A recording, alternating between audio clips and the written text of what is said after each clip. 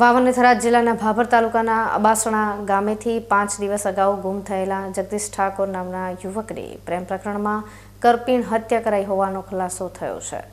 ભાભર પોલીસે ગણતરીના કલાકોમાં તપાસનો ધમધમાટ તેજ કરી એક સગીર સહિત કુલ 4 આરોપીઓની ધરપકડ કરી જેલના સળિયા પાછળ ધકેલી દીધા છે।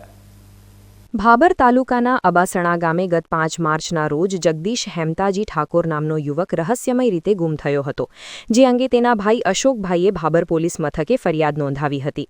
પોલીસ જ્યારે આ યુવકની શોધખોળ કરી રહી હતી ત્યારે જ 9 માર્ચના રોજ ચરાડા કેનાલમાંથી જગદીશની હત્યા કરાયેલી હાલતમાં લાશ મળી આવતા સમગ્ર પંથકમાં ચકચાર મચી જવા પામી હતી। પોલીસે તરવૈયાઓની મદદથી લાશને બહાર કાઢી પીએમ અર્થે હોસ્પિટલ ખસેડી હતી, જ્યાં પરિવારે જગદીશની હત્યા થઈ હોવાનો સ્પષ્ટ આક્ષેપ કર્યો હતો। પોલીસે શંકાના આધારે એક સગીરની અટકાયત કરી પૂછપરછ કરતા પ્રેમ પ્રકરણમાં હત્યા થઈ હોવાની ચોંકાવનારી કબૂલાત સામે આવી હતી।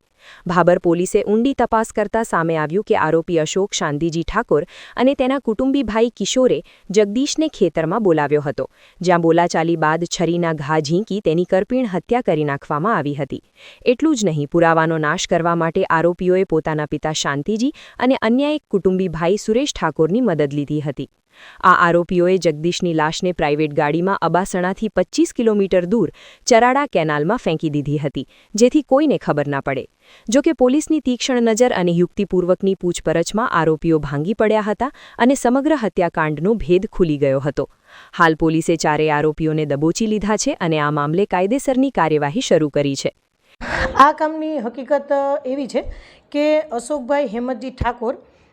રહેવાસી અબાસણા ભાભર વાળાઓએ ગત તારીખ 6/3/2026ના રોજ ભાભર પોલીસ સ્ટેશન ખાતે ગુમ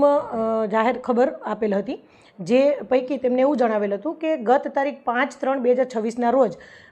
પરિવારના સભ્યો તથા ગુમ થનાર જગદીશભાઈ હેમતજી ઠાકોર ઉંમર વર્ષ 22 રહેવાસી અબાસણા ઘરેથી રામનગર રોડ ઉપર આવેલા ગૌચરના ખુલ્લા મેદાન પર બેસવા જાઉં છું એવું કહી અને ઘરેથી નીકળેલ, જે સવાર સુધી પરત ના આવેલ, એ બાબતની તારીખ 6/3/2026ના રોજ ભાભર પોલીસ સ્ટેશન ખાતે ગુમ જાણવા જોગ દાખલ કરેલ હતી। એના તપાસની હકીકત મળતા અને તપાસ દરમિયાન ખબર પડતા માહિતી એવી મળેલ કે તેમને ગામની જ કોઈ એક છોકરી સાથે આડા સંબંધો હોય અને તે બાબતની હકીકત મળતા પોલીસની અલગ અલગ ટીમો બનાવી અને એ બાબતે તપાસ કરતા બાળ કિશોર સંજયભાઈ અમરતજી ઠાકોર એમને રાઉન્ડઅપ કરી અને યુક્તિ પ્રયુક્તિથી પૂછપરછ કરતાં તેમણે સઘળી હકીકત જણાવેલી કે તેમના મોટા બાપાના દીકરા અશોકજી શાંતિજી ઠાકોર રહેવાસી અબાસણા તાલુકો ભાભર એમની સાથે મળી અને જગદીશ હેમતજી ઠાકોર એમને બોલાવેલ હતા અને એમના માથાના ભાગે ધોકો મારી અને તેમને નીચે પાડી દીધેલ હતા અને ત્યારબાદ તેમને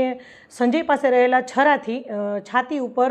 ઉપરા ઉપરી 3 ઘા કરેલા હતા અને ગળાના ભાગે એક કાપો મૂકી અને તેની હત્યા કરેલી હતી। ત્યારબાદ તેની લાશને ત્યાં જ રાયડાના ખેતરમાં ઠૂઠાઓની વચ્ચે ઢાંકી અને ત્યાંથી એ જતા રહેલ હતા અને ત્યારબાદ ઘરે જઈ અને પ્લાસ્ટિકના કોથળામાં પેક કરી અને ત્યાં છુપાવી દીધેલ અને બીજા દિવસે એના બાપા શાંતિજી ચહેરાજી ઠાકોરને વાત કરેલ કે લાશને સગે વગે કરવા બાબત તેઓએ જણાવેલ કે રાત્રિના દરમિયાન 11-12 વાગ્યાના અરસામાં બીજા દિવસે તેઓએ ત્યાંથી સંતાડેલી લાશ કાઢી અને શાંતિજીએ પોતાના ભાણેજ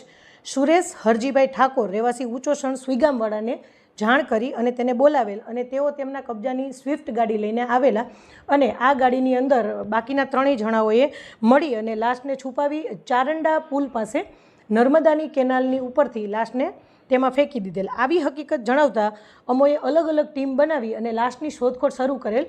જેમાં લાશની હેડ કોન્સ્ટેબલ જામાભાઈ જગાભાઈ એ ચારંડા પુલ પાસે કેનાલમાં પાણીમાં ઉતરી અને શોધખોળ કરતાં ત્યાંથી લાશ મળી આવેલ હતી અને તેને બહાર લાવતા તેની ઓળખવિધિ કરતાં તે જણાઈ આવેલ કે તે મરણ જનાર જગદીશજી હેમતજી ઠાકોરની જ લાશ હોય તેનું અમે પીએમ કરાવેલ હતું। ત્યારબાદ ભાભર પોલીસ અને પેરોલની સ્કોડની અલગ અલગ ટીમો બનાવી અને નાસ્તા ફરતા આરોપીઓને સત્વરે ગણતરીની કલાકોમાં શોધી કાઢેલ અને તેમની વિરુદ્ધમાં ખૂન, ગુનાહિત કાવતરું તથા પુરાવાઓનો નાશ કરવા વગેરે જેવી કલમો સાથે ગુનો દાખલ કરવામાં આવેલ છે અને આગળ તપાસ ચાલુ છે। ઘટનામાં કુલ 4 આરોપીઓ છે, જેમાં સંજયજી અમરતજી ઠાકોર જે બાળ કિશોર છે, અને અશોક શાંતિજી ઠાકોર, શાંતિજી ચહેરાજી ઠાકોર અને સુરેશ હરજીભાઈ ઠાકોર, કુલ 4 આરોપીઓ આ ઘટનામાં સંડોવાયેલા છે. એક તરફ પ્રેમ પ્રકરણમાં યુવકની જિંદગી છીનવાઈ ગઈ છે, ત્યારે બીજી તરફ પોલીસે ત્વરિત કાર્યવાહી કરી આરોપીઓને ઝડપી લઈને કાયદાનો સંકજો મજબૂત કર્યો છે. અબાસણા ગામમાં બનેલી આ ઘટનાને પગલે ભારે ગમગીની છવાઈ ગઈ છે અને પોલીસ અત્યારે આ મામલે વધુ પુરાવા એકત્રિત કરી રહી છે.